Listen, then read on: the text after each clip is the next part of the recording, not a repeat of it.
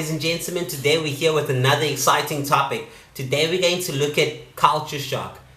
We're going to look at the ups and the downs, and if you're interested, please subscribe and hit the like button. My name's Bunzi, and here at Teachertainer we look at exciting topics from people that live and teach in Vietnam. If you're interested, get strapped and get ready to get your mind blown. So ladies and gentlemen, culture shock. What is culture shock? I think the word explains itself, right? This is when you're going through a shock experience, when you're exposed to a new culture or a new environment. And this can happen in different avenues, right? Either through language, when you're exposed to a new language, through culture and the people, through the food that they eat, through the new environment. So culture shock takes you through all those avenues, and it has you questioning your journey. Should I do this? Should I carry on? Oh wow, I love this. So culture shock is very important, and knowing about it before you actually make the journey and come teach abroad, I advise that you do so. So ladies and gentlemen, we're going to look at our 4 phases of culture shock.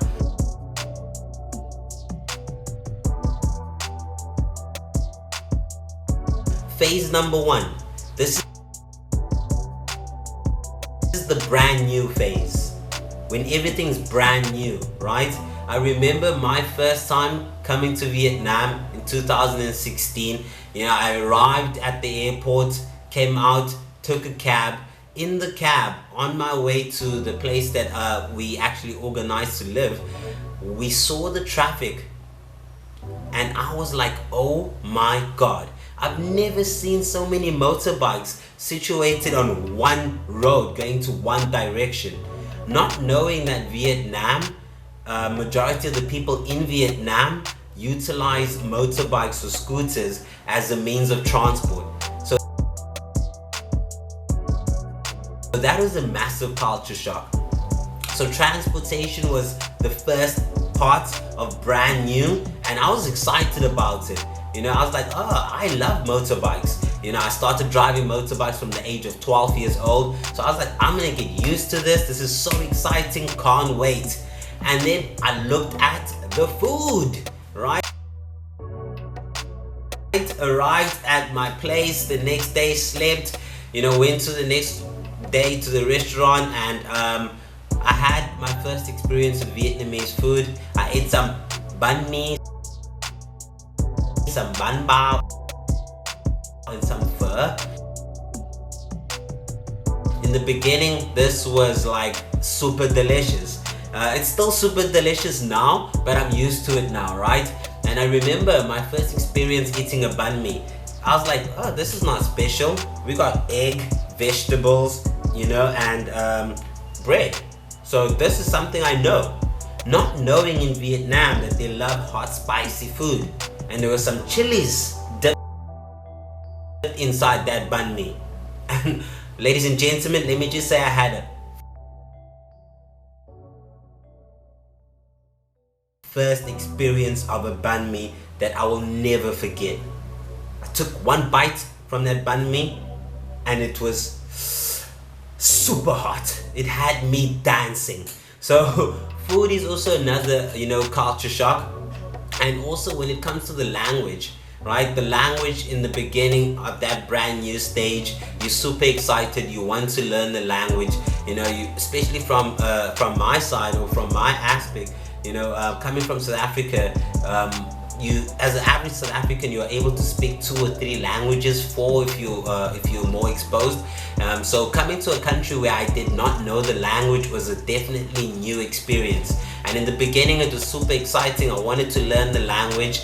I'm still currently learning the language now, but in the beginning I had more enthusiasm to learn the language.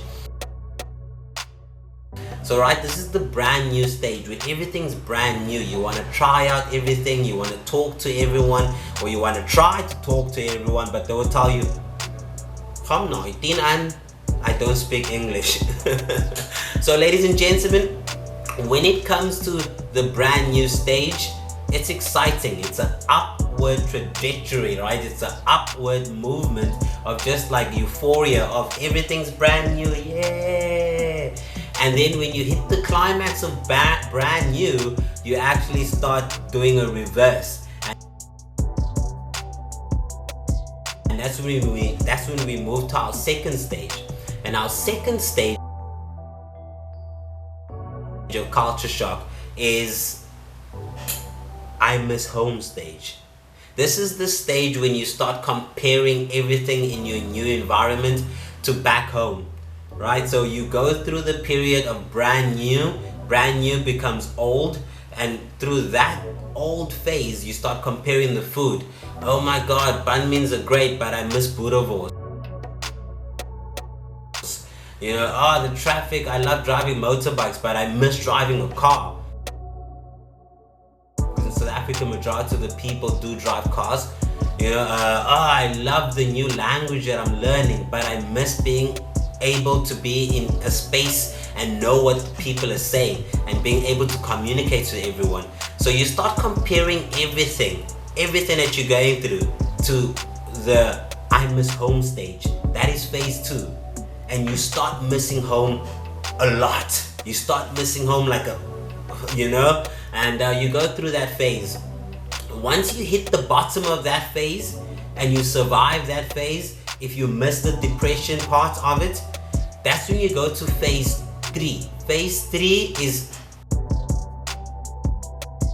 I'm getting comfortable phase. So you start getting comfortable, you start getting comfortable when it comes to your schedule, where you're working, the new people, the new language, the new traffic, and everything starts becoming comfortable. You start knowing 1 or 2 people down the road where you live.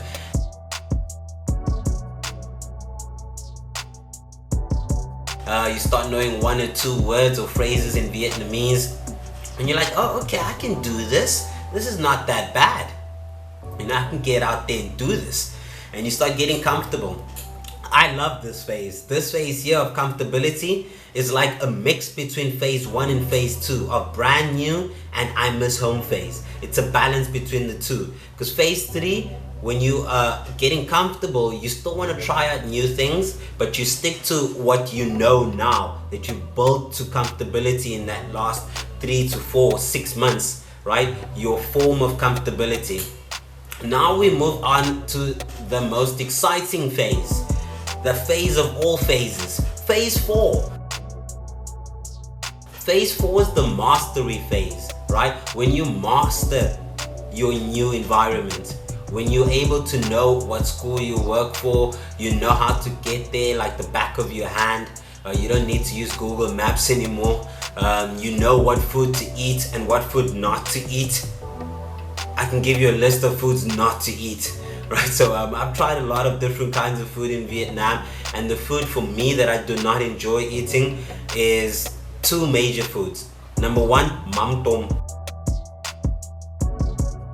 I don't like mam tom. Mam tom is like a pastry, like a paste.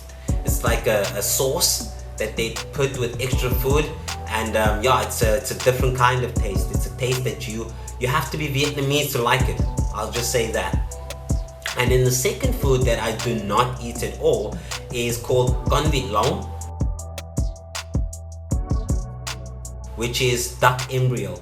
It's a baby duck that they boil, and then you peel the egg after they've boiled it, and then the baby duck is inside there, and you eat that.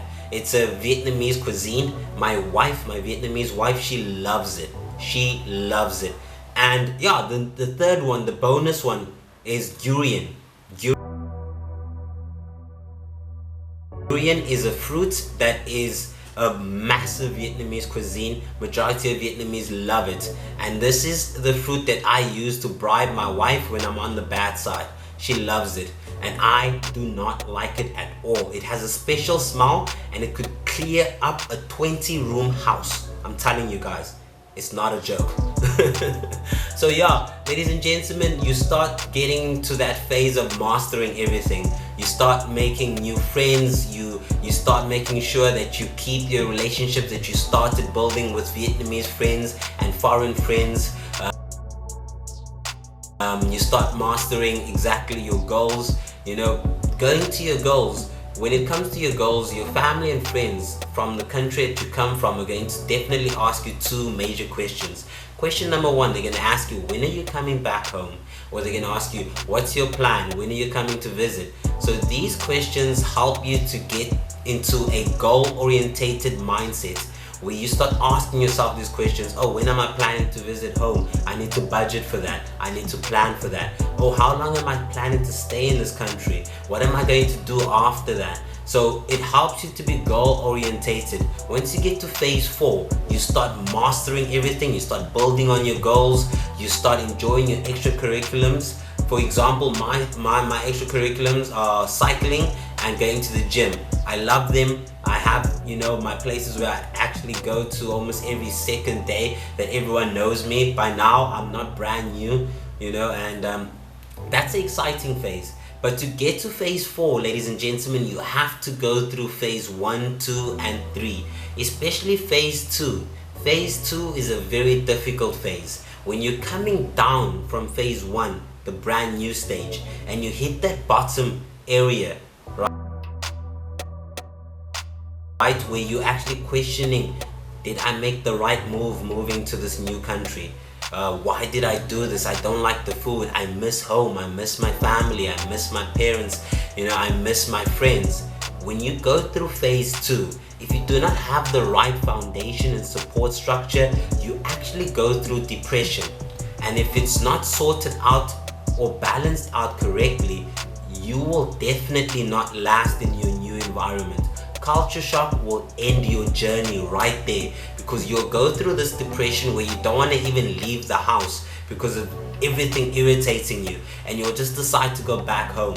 So ladies and gentlemen, culture shock is not a joke at all, and I do recommend for all the teachers out there that's planning to make the move to Vietnam to actually learn a little bit about culture shock, learn a little bit about the country that you're going to, and not be me. Don't be myself. Learn from me.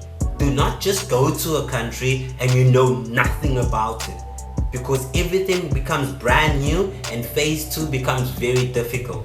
So definitely, ladies and gentlemen, learn a bit about culture shock. Definitely learn about the country you're going to, about the culture, the food, the means of transport, and also the currency. Because if you do not know this, as I said, phase 2 can definitely end your journey. So ladies and gentlemen, that's a little bit about culture shock. If you are interested in making the move, right, and coming to teach in Vietnam, look at the description below.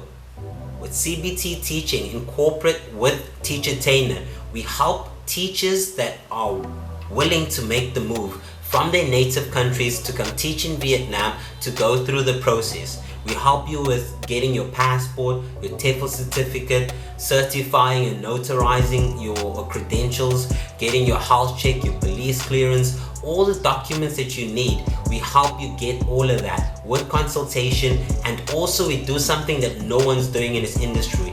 We help you get a sponsor. We sponsor you from your native country to get the ticket to fly over, and once you get here, we help you with accommodation, transportation, and also consultation. And all of these give you a support structure to be able to go through culture shock and master it. So ladies and gentlemen, if you're interested, please check out the description below. Now we have no excuse. You have no excuse of saying that, I want to teach abroad, but I don't have the money. I want to teach abroad, but I don't know where to start. I want to teach abroad, but I'm scared. At CBT Agency, we help you go through the process, and on this channel, Teacher Tainer, we help you to get the knowledge to know what you're doing. So ladies and gentlemen, I want to say thank you for your time. I hope to catch you guys in the next episode. Signing out from Teacher Tainer. Peace.